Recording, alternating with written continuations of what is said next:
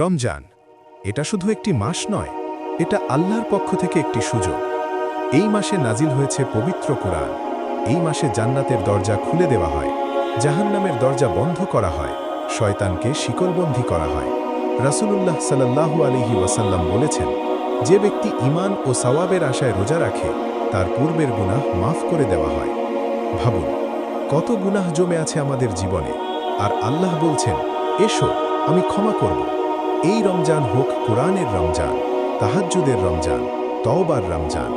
গীবত ছেড়ে দিন, মিথ্যা ছেড়ে দিন, হারাম থেকে নিজেকে বাঁচান। শুধু না খেয়ে থাকাই রোজা নয়, যদি চরিত্র না বদলায় তাহলে আমরা শুধু ক্ষুধার্তই থাকব। হয়তো এটাই আমাদের শেষ রমজান। তাই সিদ্ধান্ত নিন, এই রমজান হবে বদলে যাওয়ার রমজান।